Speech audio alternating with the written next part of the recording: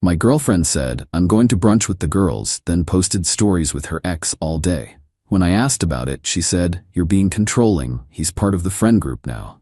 I didn't argue. That night, I packed my bags and left. Now I, 28 male, have been with Jessica, 26, for 3 years.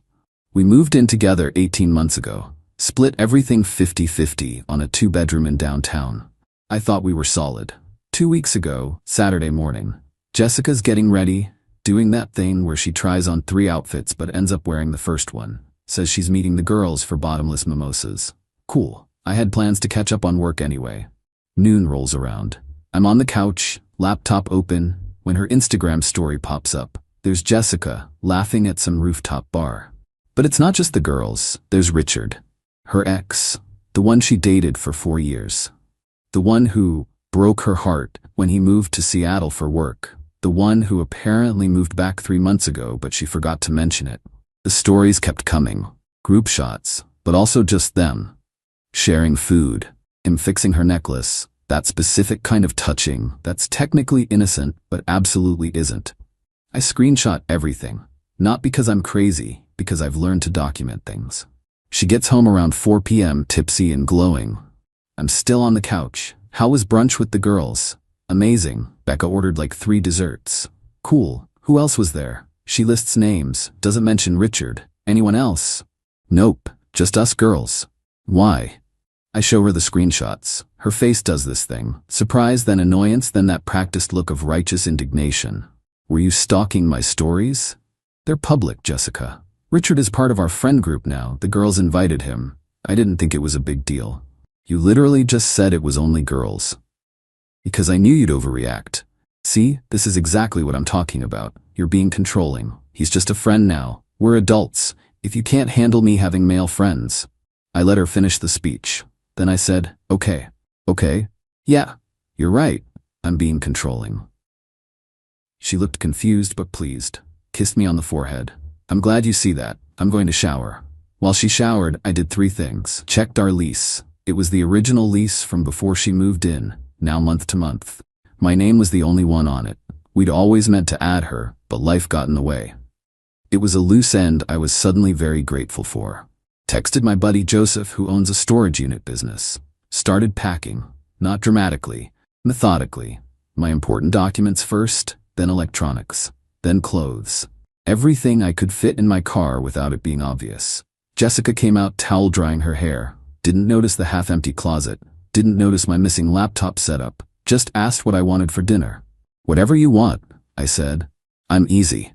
We ordered Thai. Watched Netflix. She fell asleep on my shoulder like nothing had happened.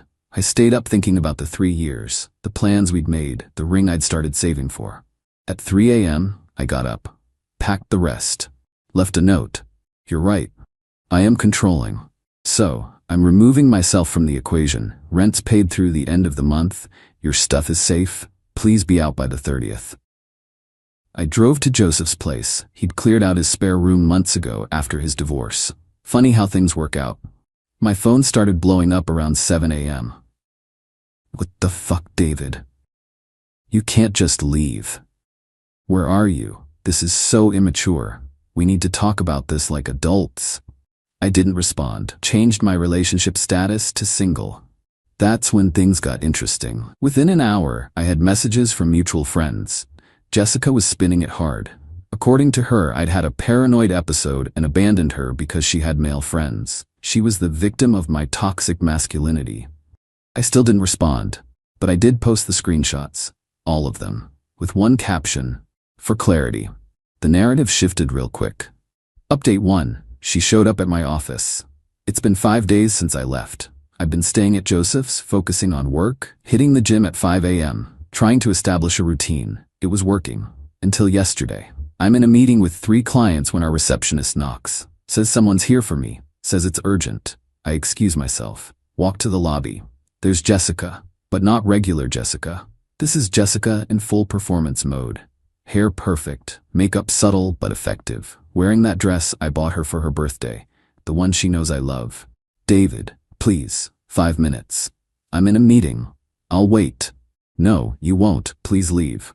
Her voice gets louder. You can't just ghost me after 3 years. We lived together. People are starting to look. My boss walks by, raises an eyebrow. Fine, 5 minutes. Conference room B. We sit. She starts crying immediately.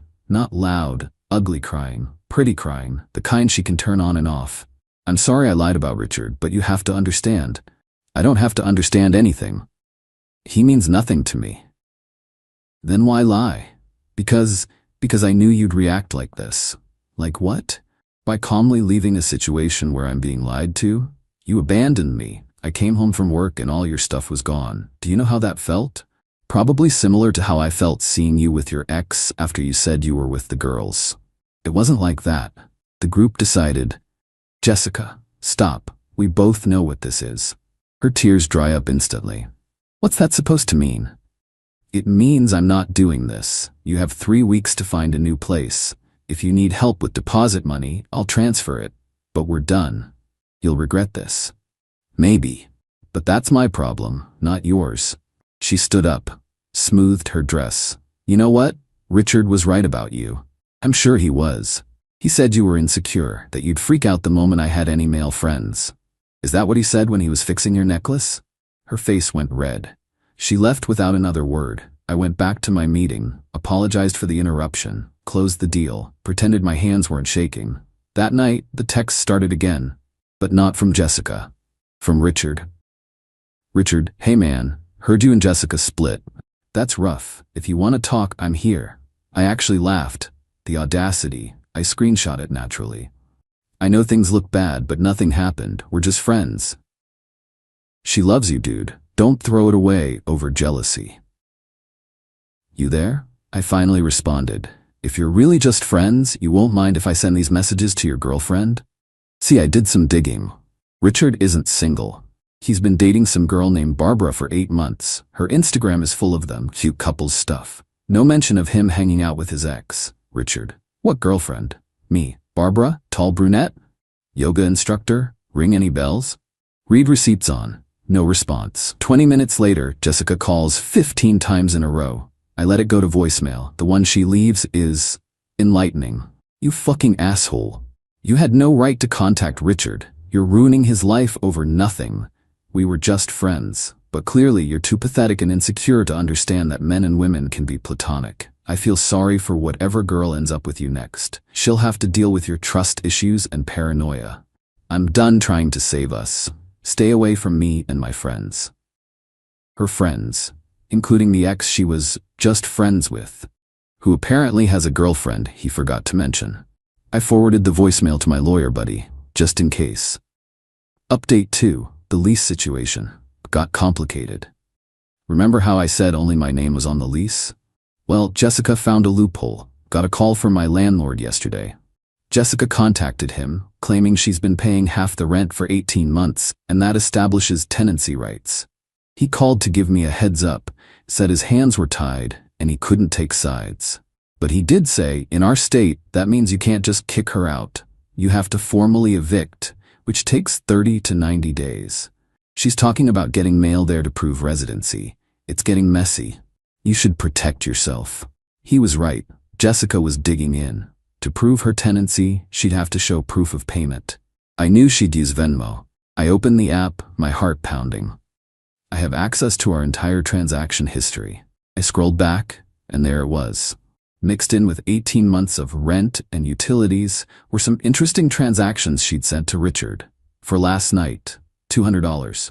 B-Day surprise for R, $150. Wine for the weekend, $100. All dated within the last 3 months. All during times she was supposedly working late or at her sister's.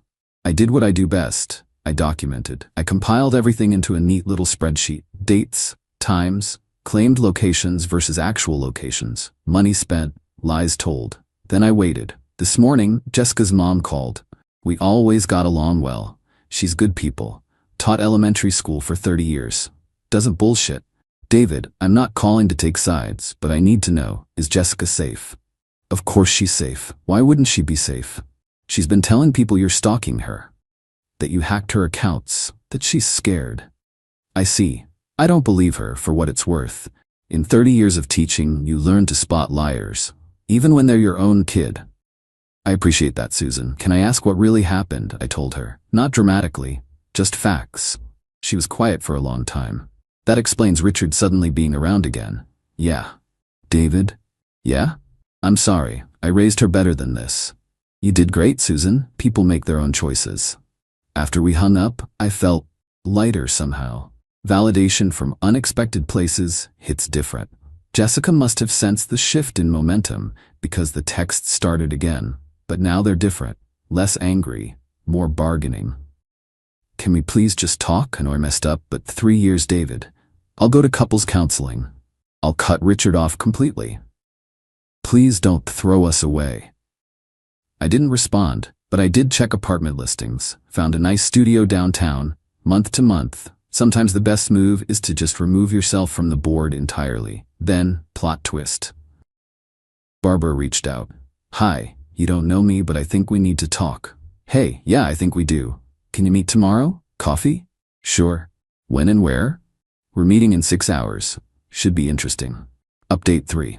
The coffee meeting changed everything. Met Barbara this morning at a Starbucks downtown. Recognized her immediately. She looks exhausted. The kind of tired that comes from finding out your whole relationship is a lie. She's already at a corner table when I arrive. 2 coffees in front of her. I got you a black coffee. Richard mentioned you don't do sugar. Richard talks about me? She laughs. It's bitter. Oh, he talks about you a lot. The insecure ex who can't handle Jessica having male friends. The controlling guy who made her miserable. The reason she needed a shoulder to cry on. Sounds about right? Yeah, except she pulls out her phone. I did some digging after you messaged him. She shows me texts, dozens of them. Between Richard and Jessica, going back months, I had his Apple ID for Find My iPhone. Forgot I could see his messages on my iPad. The texts are damning. Richard, last night was incredible. David is working late Thursday. I miss how we used to be. Soon, baby. And worse. Way worse. Plans, promises, photos I really didn't need to see. How long, I ask. 4 months at least, maybe longer. He got a new phone in July, so that's as far back as I can see. We sit in silence for a minute. 2 strangers bonded by shitty partners. What are you gonna do? I ask. Already done. Kicked him out last night. Changed the locks. His shit's in storage. The code is his mom's birthday. He'll figure it out. Clean. What about you? Working on getting her out. It's complicated. She nods, then slides a flash drive across the table. Everything's on there. Screenshots of the texts, the dates, the times. My lawyer said it's all solid if you need it. Why? Because fuck them, but also, she looks tired again. Richard has been telling everyone you're some psycho ex who's stalking them. Jessica's backing him up. They're building a narrative. You need ammunition. Thanks, really. Don't thank me yet, there's more. She shows me Jessica's Instagram. A post from an hour ago. It's a statement, a long one, about surviving emotional abuse, about controlling partners, about finding the strength to leave. The comments are flooded with support. Hundreds of them.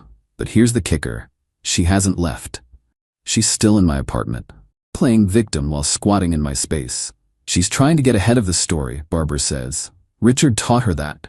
Control the narrative first. Truth doesn't matter. Jesus, yeah. Oh, and David? That conference in Denver, she wasn't there. Neither was Richard. They went to Cabo. I have receipts. Literally. Richard saved them for his expense reports. We talked for another hour.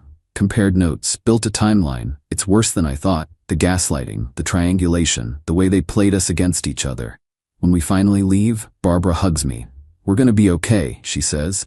Might take a while, but we'll be okay. I drive back to Joseph's feeling vindicated, angry, empty, all of the above, but I also have a plan now, a real one.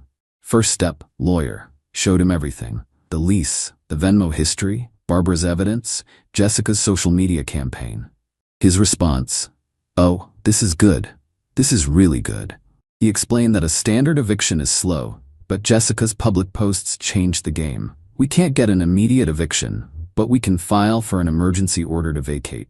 She's publicly claiming you're an abuser while simultaneously refusing to leave your shared and legally your domicile. That creates a legally hostile and untenable situation. A judge will see that. It's not about the infidelity, it's about the defamation combined with the squatting. How long? The hearing for the order will be scheduled within days. With this, we have a strong case, and David, start documenting everything. Every interaction, every post, every witness. She's escalating. People who lie this easily don't stop. He was right. By the time I got back to Joseph's, Jessica had posted again. This time, a photo of her at her apartment, my apartment, a selfie, talking about reclaiming her space and not being driven from her home by an abuser. The comments are getting wilder, people offering to come protect her. Others sharing their own survival stories. Then I noticed something. A small detail, but everything is in the details. In the background of her selfie, on the counter. A bottle of expensive whiskey, Richard's brand, and 2 glasses. A sloppy, arrogant mistake. She's not just staying there, she's entertaining. I text my lawyer the screenshot. His response is immediate. Document that. Timestamp it. That's Exhibit A for why the emergency order is necessary. She's not scared, she's celebrating. So here I am. It's 2 a.m. I'm in Joseph's spare room typing this out because I can't sleep, and I need to tell someone, anyone, how insane this has gotten. 3 weeks ago, I thought I was going to marry this woman. Now I'm building a legal case against her while she turns me into social media's villain of the week. But you know what the worst part is? I keep thinking about that morning. Before the brunch. When she was trying on outfits, laughing about something her sister texted, kissing me goodbye like it was any other Saturday. How do you fake that? How do you look someone in the eye, someone you've shared a bed with for 3 years, and just lie? Not even feel bad about it? I don't know. Maybe I'll never know. What I do know is this. In 12 hours, my lawyer files for the emergency hearing. Her little social media campaign is about to meet a court clerk, and every single person who's been commenting support on her posts is about to get a very different story. Because I'm done being quiet. Done taking the high road. Done pretending this is just a normal breakup. She wants to play victim? Fine, but victims don't usually have 4 months of affair evidence stacked against them. Final update tomorrow after the hearing. If my lawyer's right, this is about to get very interesting. Final update, it's over, mostly. The hearing was this morning. 9 a.m. I wore my best suit, brought everything. The binder my lawyer prepared was thick enough to stop a door. Jessica showed up 20 minutes late with Richard because of course she did. She wore all black, like she was in mourning, trying to project vulnerability. The judge was an older woman. No nonsense. The kind who's heard every possible story. My lawyer laid it out cleanly. This wasn't a standard eviction hearing. This was a petition for an emergency order to grant the sole leaseholder exclusive possession of his home due to the occupant's creation of a hostile and defamatory environment.